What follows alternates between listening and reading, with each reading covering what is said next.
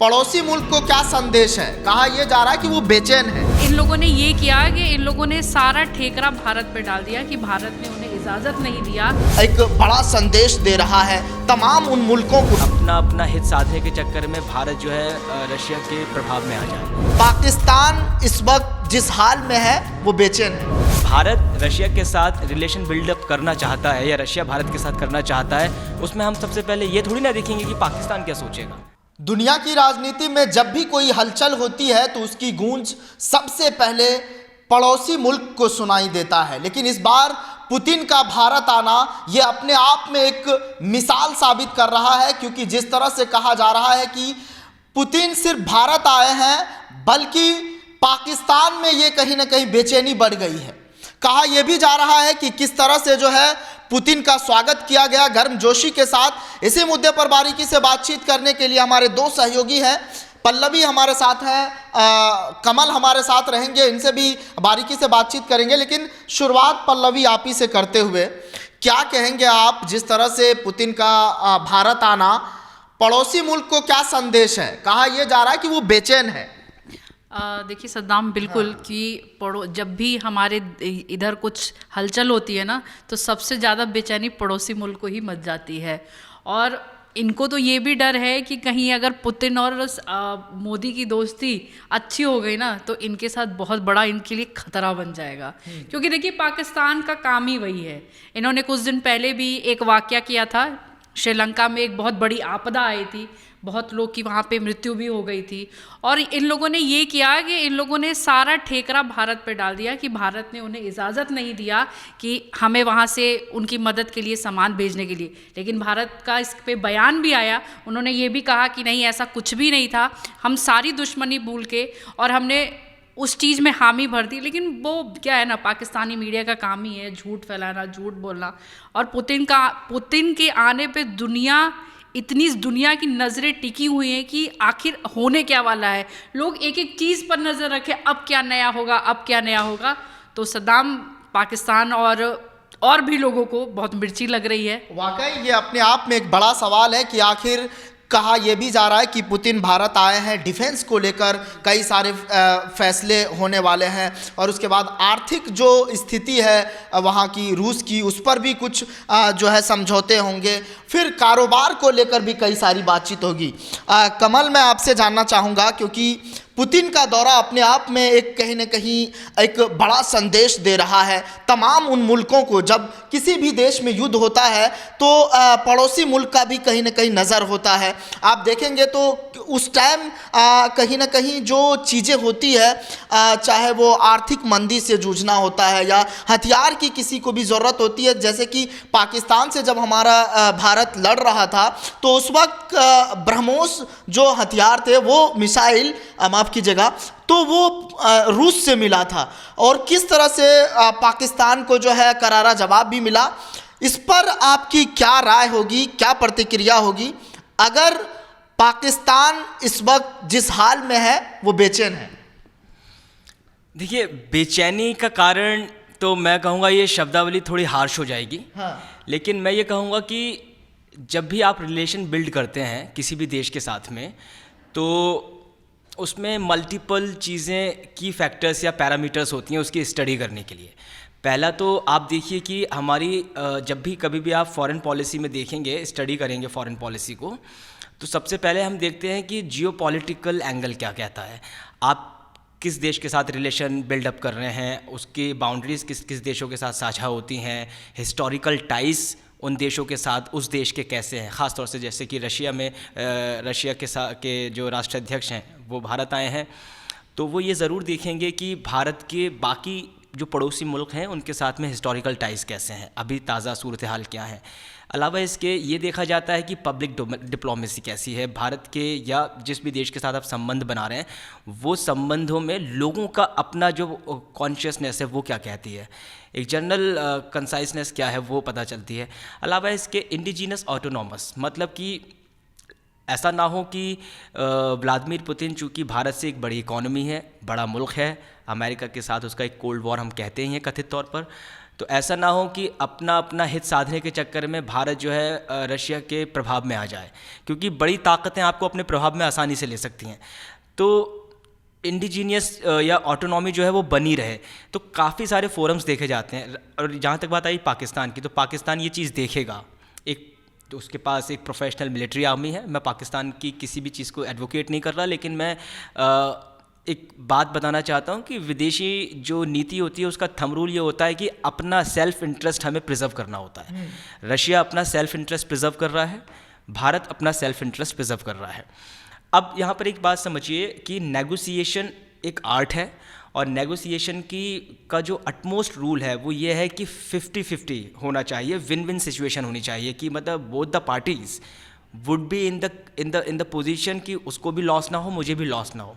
ये नेगोशिएशन होता है। और ये लेकिन एक सवाल उठ रहा है, वहाँ के जो पत्रकार हैं, वरिष्ठ पत्रकार कमर चीमा पाकिस्तान के वरिष्ठ पत्रकार है, वो साफ तौर पे कहते हैं कि ये डिप्लोमेटिक मिलन है पुतिन और मोदी का, और वो ये साफ कह रहे हैं कि ये कहीं ना कहीं पाकिस्तान को उलझा कर रखना चाहते हैं कि वो अफगानिस्तान के साथ जो भी उनका रिश्ता है वो रहे, और तब तक भारत पाकिस्तान के खिलाफ साजिश रच रहा है। भारत, मुझे लगता है कि कमर चीमा जिनका आप जिक्र कर रहे हैं, उनके पास बड़ा लिमिटेड पर्सपेक्टिव होगा, इसलिए उन्होंने इस तरह का स्टेटमेंट दिया। मुझे लगता है कि किसी भी देश का, देखिए डिप्लोमेसी की बातें, अगर आप पाकिस्तान के किसी राजनयिक का एग्जाम्पल देते तो मैं आपकी बात का वेलकम करता। उनके पास बड़ा लिमिटेड पर्सपेक्टिव है, क्योंकि सेल्फ इंटरेस्ट की बात आती है। भारत रशिया के साथ रिलेशन बिल्डअप करना चाहता है, या रशिया भारत के साथ करना चाहता है, उसमें हम सबसे पहले ये थोड़ी ना देखेंगे कि पाकिस्तान क्या सोचेगा। ये चीज़ तो नहीं साधी जाएगी ना, मगर आप अपना पड़ोसी मुल्क को तो बताना पड़ेगा ना कि हमारी ताकत क्या है। नहीं, ये देखिए, प्रत्यक्षम किम प्रमाणम, ये कहने का मतलब ये है कि आप दुनिया को, आपको ये चीख कर के बताने की ज़रूरत नहीं कि आप पाकिस्तान के मुकाबले में कहाँ खड़े हैं, लेकिन संदेश तो देना पड़ेगा ना। कमल, संदेश की बात अब मैं आपको बताता हूँ। देखिए, SCO सबमिट हुआ 2 सितंबर 2025 बीजिंग में, और शहबाज शरीफ साहब व्लादिमीर पुतिन से मिले, मुलाकात हुई उनकी, और उन्होंने क्या कहा उनसे कि हम आपके भारत के साथ संबंधों की प्रशंसा करते हैं, और हम क्षेत्रीय संतुलन के लिए आपके साथ प्रतिबद्ध हैं। हम चाहते हैं, मजबूरी था बोलना। नहीं, मजबूरी नहीं। देखिए, कोई भी देश जो है वो किसी भी देश के साथ अगर संबंध बनाना चाहता है तो एक साफ सधे लहजे में ही बात करेगा, कोई अकड़ के तो बात करेगा नहीं। मैं पाकिस्तान की एडवोकेसी नहीं कर रहा, मैं ये बताना चाहता हूँ कि पाकिस्तान अनडाउटेडली एक गुडविल में रहने के लिए इस तरह की भाषा का प्रयोग ज़रूर कर रहा है, लेकिन जहाँ तक बात आती है भारत के साथ रशिया के बढ़ते रिश्तों की, वहाँ पाकिस्तान के माथे पर चिंता की कुछ लकीरें ज़रूर आती हैं। पहली चीज़, क्षेत्रीय संतुलन। हमने देखा ऑपरेशन सिंदूर में टर्की और आपका चाइना के इक्विपमेंट्स पाकिस्तान ने इस्तेमाल किए, और कहा तो ये भी जा रहा है कि पाकिस्तान के पास में रियल टाइम इन्फॉर्मेशन थी, सैटेलाइट के थ्रू चाइना प्रोवाइड करा रहा था। अब इसमें होता क्या है कि पाकिस्तान की अपनी कोई भूमिका नहीं बचती है, ये भूमिका आती है बड़े देशों की। चाइना सबसे बड़ा कारण हो सकता है इसमें। चाइना को बुरा लग सकता है, जितना आप पाकिस्तान के ऊपर काउंटर करने चाह रहे हैं या प्रश्न चिन्ह लगाना चाह रहे हैं, उससे बड़ा प्रश्न चिन्ह चाइना पर लगेगा, क्योंकि चाइना नहीं चाहता कि एशिया खित्ते के भीतर उसके मुकाबले में कोई काउंटर पाउट खड़ा हो। इसलिए अब देखिए होगा क्या कि पाकिस्तान को वो मोहरा बना सकता है, आगे ला सकता है, क्योंकि अगर क्षेत्रीय संतुलन पाकिस्तान या चाइना की तरफ ना जा कर के रशिया का भारत के साथ आता है, तो चाइना का जो CPEC है, China Pakistan economic corridor, all weather road जो बना रहा है वो, उस पर हैवी इम्पैक्ट पड़ेगा। क्योंकि भारत तो कहता ही है ना कि भाई जब आप CPEC लेके जा रहे हैं, वो पाकिस्तान ऑक्यूपाइड कश्मीर भारत का इंटीग्रल हिस्सा है, और चाइना को अगर पाकिस्तान ऑक्यूपाइड कश्मीर से CPEC बनाना है, चाइना पाकिस्तान इकोनॉमिक कॉरिडोर, तो भारत की मंजूरी लेनी होगी, क्योंकि वो भारत का एक अभिन्न हिस्सा है POK। लेकिन भारत से उसने मंजूरी नहीं ली है, इसलिए CPEC अभी तक फुल गति में आ नहीं सका है। और दूसरी बात मैं आपको बता दूं कि चाइना के लिए ये इसलिए भी मुश्किलात हो जाएंगे क्योंकि चाइना, अमेरिका को क्या संदेश है? डोनाल्ड ट्रंप से भी प्रधानमंत्री नरेंद्र मोदी की अच्छी दोस्ताना है, बीच में थोड़ा सा टैरिफ को लेकर जिस तरह से करवाहट आई भारत और अमेरिका के बीच, फिर बाद में सुधारने की कोशिश हुई, लेकिन अब क्या संदेश? देखिए, अमेरिका को तो संदेश नहीं मैं कहूँगा कि कोई देना चाहता है भारत, क्योंकि भारत चाहता ये है कि हम सबके साथ में टाई अप होकर रहें। अब अमेरिका और एस जयशंकर के बयान को मैं बिल्कुल इत्तेफाक रखूँगा, क्योंकि वो ये कहते हैं कि यूरोप की जो चिंताएं हैं वो पूरी दुनिया की चिंताएं ऐसा यूरोप मानता है, लेकिन पूरी दुनिया की जो चिंताएं हैं वो यूरोप की चिंता नहीं है। ये एस जयशंकर जी का कोट अनकोट मैं बोल रहा हूँ। तो ये आपके कॉलोनाइजेशन एरा की बात बताता है, मतलब कि ये औपनिवेशिक सोच बताता है कि अगर अमेरिका, यूरोपियन यूनियन और ये नाटो को अगर ये लगता है कि भाई जो रशिया के साथ जा रहे हो, सही बात है ना कि आप तो तेल खरीद रहे हो अपनी ठंड भगाने के लिए आप, लेकिन भारत से आप मना कर रहे हो, तो ये एक तरफा की हेजेमोनी नहीं चलेगी। भारत चाहता है कि हम अपने शर्तों पर व्यापार करेंगे और हम आपका अहित नहीं होने देंगे। अमेरिका को ये संदेश है कि हम अपना हित तो चाहते हैं रशिया के साथ में, लेकिन आपका अहित भी नहीं चाहते हैं। और अगर आप उस दिशा में कुछ इलीगल या कुछ इम्प्रैक्टिकल से अगर आप कुछ पॉलिसीज़ हमारे ऊपर इम्पोज करेंगे, तो भारत ने दो टूक उसका जवाब दिया है। लेकिन एक सवाल और है कि कहा यह जा रहा है कि किस तरह से जो है पाकिस्तान और भारत जिस तरह से कहीं ना कहीं एक जब युद्ध हुआ था तो टकराव था उस टाइम, और उसी वक्त अमेरिका में शहबाज शरीफ का मेज़बानी करना, वो भी तो कहीं ना कहीं बाद में बयान भी आना ट्रंप का कि हमने समझौता किया। ये मैं आपको बताना चाहता हूँ कि देखिए, मेरा कहना यह है कि पाकिस्तान के साथ जो भारत का अभी टकराव हुआ, वो टकराव में सबसे बुरी स्थिति में पाकिस्तान था। उसका कारण क्या है कि हमारे पास जो S-400 है, हमारे पास जो ब्रह्मोस है, हम पाकिस्तान अगर कोई मिसाइल भारत की तरफ लॉन्च करता भी है तो हम उन्हीं की टेरिटरी में, उन्हीं के एयर स्पेस में उसको ख़त्म कर सकते हैं। ये कैपेसिटी हमारे पास आ चुकी है।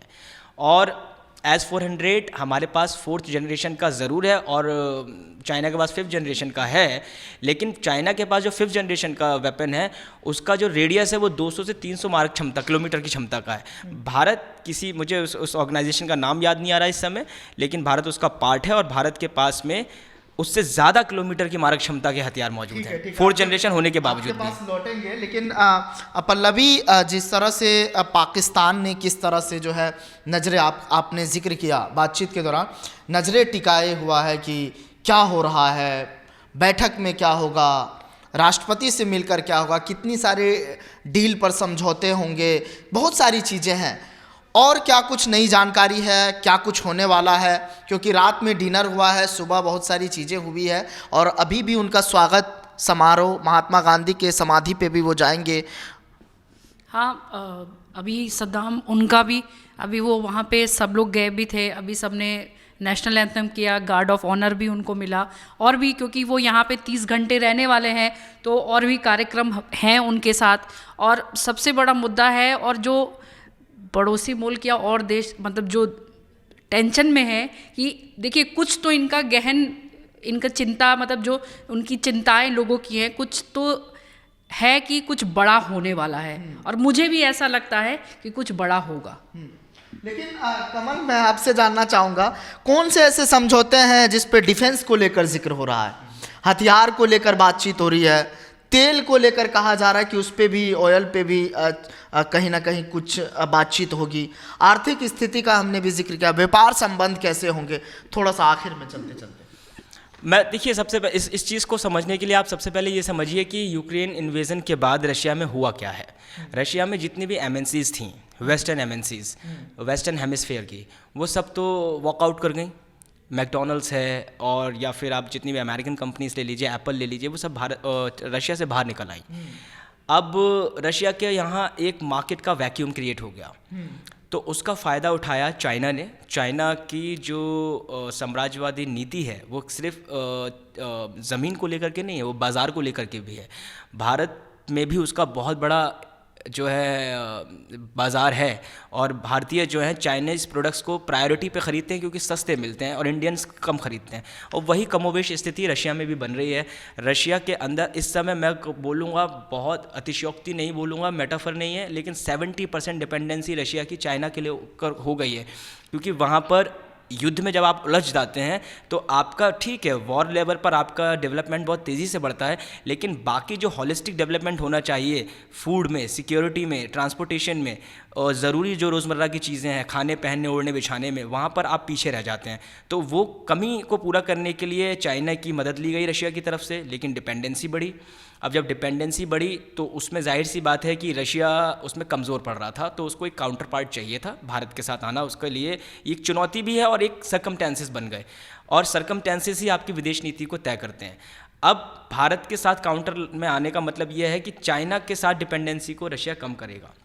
आपका सवाल क्या था? मैं माफ़ कीजिएगा अगर आप मुझे रिमाइंड कराएं। यही डिफेंस को लेकर जैसा हाँ, आपने, डिफेंस को लेकर। और तेल को लेकर, कारोबार को लेकर, आर्थिक तौर पर। लेकिन एक सवाल और है, क्या आतंकवाद को लेकर इसमें जिक्र हो सकता है क्या? अगर थोड़ी सी टेढ़ी नज़र से अगर देख लिया पुतिन ने, और मोदी के साथ अगर ये बातचीत होती है, आतंकवाद का क्या जिक्र हो सकता है? आपका अंदाज़ा? नहीं, आतंकवाद का जिक्र पर्सनल लेवल पे ज़रूर हो सकता है, लेकिन मिनट टू मिनट इसमें क्या होता है, आप जब चीफ प्रोटोकॉल ऑफिसर के मिनट टू मिनट बुकलेट देखेंगे, वो बुकलेट बनती है एक, उसमें प्रॉपर एजेंडाज बनाए जाते हैं। जब भी राष्ट्राध्यक्ष आते हैं तो एक एक सेकंड की वैल्यू होती है, उसमें अननेसेसरी टॉपिक्स को हो सकता है कि उस समय वो इम्पॉर्टेंट ना हो। नहीं, कई जगह पर जो है मीडिया से बातचीत में, इंडिया के मीडिया से बातचीत में पुतिन ने कहा है कि कुछ ऐसे समझौते होने हैं जो वहाँ साझा प्रेस कॉन्फ्रेंस में बताया जाएगा। साझा प्रेस कॉन्फ्रेंस में बताया जाएगा, जाहिर सी बात है। उसमें देखिए, अभी तो ये जो जानकारी आ रही है मीडिया हवालों से ही खबर आ रही है, लेकिन इस पे पुष्टि जो है साझा प्रेस कॉन्फ्रेंस में लगेगी। और वो हम ये बताना चाहते हैं कि डिफेंस के मामले में बातचीत हो रही है, क्योंकि डिफेंस के मामले में भारत अपने आप को काफ़ी पीछे मानता है, और हकीकत भी यही है। अगर आप देखें तो चाइना के पास न्यूक्लियर पावर देश है, और चाइना के पास ध्वनि से तेज़ चलने वाली मिसाइलें हैं, भारत के पास नहीं है। चाइना के पास 5th जनरेशन के फाइटर प्लेन्स हैं, हमारे पास 4th जनरेशन के हैं। तो आप इस चीज़ को समझिए कि भारत को क्षेत्रीय बैलेंस बनाने के लिए, रीजनल बैलेंस बनाने के लिए चाइना के बराबर आना पड़ेगा। तो भारत को चाहिए हथियार, भारत को चाहिए टेक्नोलॉजी ट्रांसफॉर्मेशन, भारत को बहुत सारी चीज़ें स्ट्रैटेजिक पॉइंट ऑफ व्यू से चाहिए, जो कि भारत के पास अभी नहीं है। भारत, अब रशिया के पास क्या दिक्कत है कि रशिया डिपेंडेंसी चाइना की बढ़ रही है, युद्ध में इन्वॉल्व है, रशिया को लेबर चाहिए काम करने के लिए, और ख़ासतौर से स्किल्ड लेबर चाहिए। तो उसकी सरकमटेंसेस है कि भारत से वो उसको स्किल्ड लेबर मिल जाएगा, लेकिन बदले में नेगोशिएशन में होगा क्या कि गिव एंड टेक वाला फॉर्मूला है कि भारत उसको स्किल्ड लेबर दे रहा है, उसके बदले में भारत को टेक्नोलॉजी मिल रही है, जिसमें S-500 है। S-500 की मैं आपको विशेषता बता दूं, S-400 जो एयर डिफेंस सिस्टम है, अभी आपने देखा होगा अजरबैजान का आप युद्ध देख लीजिए, आप क्या कहते हैं इजराइल फिलीपींस का देख लीजिए, ईरान का देख लीजिए, पाकिस्तान का ही देख लीजिए। आप दुनिया भर के जितने भी देशों के आप इंटरनेशनल वॉर्स देखेंगे, उसमें एयर स्पेस का बहुत इस्तेमाल हुआ, या फिर हाइब्रिड वॉर जिसमें हम ड्रोन का इस्तेमाल करते हैं, या साइबर अटैक की बात होती है। अब जो ट्रेडिशनल वॉर है, बॉर्डर टू बॉर्डर वाला ख़त्म हो गया। तो अब जब ड्रोन अटैक हो रहे हैं, रॉकेट लॉन्चर्स अटैक हो रहे हैं, इंटरकॉन्टिनेंटल मिसाइल से आप अटैक कर रहे हैं ईरान के ऊपर, जब इसराइल ने दागी, तो एयर स्पेस को डिफेंड करना बहुत बड़ी चुनौती बन जाती है आज की तारीख में। इसलिए भारत के पास S-400 था, जो कि टैक्टिकल लेवल पर, मतलब कि 240, 50, 60 किलोमीटर की रेडियस में जो डिफेंस दे सकता है। उसके ऊपर एक और लेवल होता है ऑपरेशनल में क्या होता है कि वो रेडियस थोड़ा और बढ़ जाता है। फिर सबसे ऊपर टॉप नॉच होता है स्ट्रैटेजिक, जो कि S-500 के अंदर है, मतलब कि आप पूरा का पूरा शहर, और मैं और ज़्यादा बताऊं तो पूरा का पूरा आप पूरा देश अपना, उसका जो एयर स्पेस है उसको आप प्रोटेक्ट कर सकते हैं S-500 के थ्रू, और ये 5th जनरेशन का होगा। तो भारत, देखिए, दोनों हाथों से ताली बज रही है। रशिया को ज़रूरत है, उसको लेबर चाहिए, उसको चाइना की डिपेंडेंसी ख़त्म करनी है, और भारत एक उसका हिस्टोरिकल अलाइज है भारत के साथ उसका, तो उस समझौते को आगे बढ़ाने की कवायद है। और सबसे बड़ी चीज़ इसमें एक और है, भारत के साथ पूरी दुनिया में अगर आप देखेंगे रशिया का भी संबंध, या दुनिया करके किसी भी ममालिक से आप भारत के संबंध देखेंगे, उसमें विश्वास, ईमानदारी झलकती है। तो रशिया के साथ तो आपको पता है, रशिया के चाइना के काफ़ी सारे जो रशिया के साथ टाई अप हुए, मिलिट्री टाई अप, रशिया ने रोक दिए 17-18 कोविड से पहले, ये कहते हुए कि चाइना हमारे मिलिट्री एडवांसमेंट की कॉपी कर रहा है, स्पाइंग कर रहा है। तो जो ट्रस्ट चाइना के पास, सारे जितने भी आप J-15 ले लीजिए, या जितने भी 5th जनरेशन के आप मिसाइल्स ले लीजिए, वो सारी कॉपीड हैं रशिया की। तो जब आप मिलिट्री टेक्नोलॉजी को ही कॉपी करेंगे तो जाहिर सी बात है आपका ट्रस्ट ब्रीच हो गया, लेकिन भारत के साथ ऐसा नहीं है। अब और इसके 2 सबसे बड़े एग्जाम्पल मैं आपको दे दूं, जब मोदी साहब गए थे पुतिन से मिलने के लिए रशिया में, तो वो उनके निजी आवास पर गए थे, अब यहाँ पर जो देखेंगे अपनी कार में बैठे, अपनी अपनी खुद की कार में नहीं बैठे, वो मोदी की कार में बैठे, और जब 7 लोक कल्याण मार्ग से वो जा रहे थे कदम ताल करते हुए, हंसी मजाक करते हुए जा रहे थे, और उन्होंने कहा ये मेरे निजी विचार थे कार में बैठने के, पुतिन ने बोला, ये भारत की तरफ से नहीं था। और क्रेमलिन ने बयान जारी किया, जब देखिए ये अनावश्यक कार्य होता है जब देश का प्रधानमंत्री रनवे पर जाए और किसी राष्ट्राध्यक्ष को रिसीव करे, ये काम जो है ब्यूरोक्रेट्स और प्रोटोकॉल ऑफिसर्स करते हैं अमूमन, लेकिन हमारी प्रोटोकॉल की जो सीमाएं उसको लांघते हुए रनवे पे पहुंच जाना, क्रेमलिन ने कहा हमारे लिए शॉकिंग था, हमें तो पता भी नहीं था, ये मोदी साहब कर गए। और पुतिन साहब ने भी वही कर दिया, उन्होंने कहा हमारे निजी संबंध हैं। तो निजी संबंध का मतलब ये हुआ कि हमारे हिस्टोरिकल अलायंस हैं 1947 से। मुझे वो गाना राज कपूर साहब का याद आता है, सर पे लाल टोपी जूता फिर भी दिल है हिंदुस्तानी। तो वो दिल जो हिंदुस्तानी है और सर पे लाल रूसी टोपी है, वो कल्चरल और हमारे जो साइंटिफिक डेवलपमेंट हुआ है इन पिछले 70-75 सालों में, वो एक बड़ा कारण है हमारी दोस्ती का। दूसरा, हमारे को मिलिट्री इक्विपमेंट चाहिए एशिया पैसिफिक के भीतर अपने क्षेत्रीय बैलेंस करने के लिए, और रशिया को लेबर चाहिए स्किल्ड। तो ये एक बहुत अच्छा कॉम्बिनेशन इस समय का बन रहा है, और ये इसी को कहते हैं make the most of it करना, कि समय की सुगमता को देखते हुए आप सारे अपने हित साध लें। अब इसमें आप कयास लगा सकते हैं कि अगर चाची की मूछें होती तो मैं चाचा कहता, अमेरिका को ये दिक्कत हो रही है, पाकिस्तान को वो दिक्कत किसी को कुछ नहीं हो रही है। बस दिक्कत ये है कि अगर भारत के पास वो डिफेंस मैकेनिज्म आ जाए कि वो चाइना और पाकिस्तान से आगे बढ़ जाए, तो जाहिर सी बात है कि पाकिस्तान या चाइना जो है हमारे को क्या कहते हैं आंखें नहीं दिखाएगा। और कभी भी याद रखिएगा, ये युद्ध आज की तारीख में इंडिविजुअल कैपेसिटी से नहीं होता। यूक्रेन अगर युद्ध लड़ रहा है तो वो यूरोपियन देशों और अमेरिका के कहने पर लड़ रहा है और नाटो की मौजूदगी में लड़ रहा है। अगर आप देखेंगे इजराइल जो युद्ध लड़ रहा है वो अमेरिका की सरपरस्ती में लड़ रहा है। अब पाकिस्तान ने भारत को जो काउंटर किया ऑपरेशन युद्ध में, वो टर्की और चाइना की सपोर्ट से किया। तो कोई भी देश का युद्ध बेशक आपको अपने चश्मे से एक लगेगा कि दो देशों का आपस का युद्ध है, लेकिन उसके पीछे काफ़ी सारी लॉबी होती है, और उस लॉबी को काउंटर करने के लिए हमें ये सब टेक्नोलॉजी चाहिए। तो मुझे लगता नहीं कि पाकिस्तान को नहीं, तो ऐसे ही हमारे देश के साथ, भारत के साथ अगर मान लीजिए पाकिस्तान का युद्ध होता है तो उम्मीद हम कर सकते हैं कि रसिया उस वक्त हमारे साथ खड़े रहेंगे। ये देखिए, भारत का जब पाकिस्तान के साथ युद्ध हुआ था तो रशिया, माफ़ कीजिएगा कि चाइना के साथ जब युद्ध हुआ था तो रशिया तटस्थ रहा था, लेकिन जब वीटो पावर की बात आई तो रशिया ने साथ दिया था। अब भारत ने भी देखिए, जब इजराइल का युद्ध हुआ, जब आतंकवादी पाकिस्तान का मुझे नाम याद नहीं आ रहा उस आतंकवादी का जिसको आतंकी ग्लोबल टेररिस्ट घोषित करना था, चाइना ने वीटो पावर लगा करके नहीं होने दिया। तो कई बार क्या होता है कि आप तटस्थ रहते हैं। जब इजराइल का मसला आया फिलीपींस के गजा पट्टी के युद्ध में, तो भारत ने नदारद रहा यूनाइटेड नेशन की सिक्योरिटी काउंसिल में। तो कई बार आपकी खामोशी 100 सवालों के जवाब हो जाती है। कई बार आपको खामोश रहना पड़ता है, कई बार आपको डिप्लोमेसी में सांकेतिक भाषा का प्रयोग करना पड़ता है। ज़रूरी नहीं हर बात को शब्दों में कहा जाए। नहीं, कई सारी चीज़ें देखी गई है। मान लीजिए कि आपने कहा कि बहुत पुराना दोस्ती रहा है रसिया से भारत का और हिस्टोरिकल रिश्ता है, लेकिन जब 2023 में यहाँ पर G20 समिट होता है तो उसमें रसिया नहीं आते हैं, और उसके बाद जो है पुतिन भी किस तरह से जो है वहाँ पर, जब जेलेंस्की यहाँ पर आते हैं तो पुतिन नहीं आ पाते हैं। तो ये भी एक कहीं ना पुतिन के ऊपर देखिए रशिया के ऊपर इकोनॉमिक सैंक्शंस भी हैं, और क्या कहते हैं यूनाइटेड नेशन की तरफ से नोटिस भी जारी किया गया है। कई देश ऐसे हैं, अगर पुतिन वहाँ जाएंगे तो उनको तुरंत कस्टडी में लिया जाएगा, क्योंकि उनको माना जा रहा है कि उन्होंने जो वॉर की ट्रीटीज़ होती हैं उनका वायलेशन किया है, उन्होंने यूक्रेन में इन्वेजन किया है।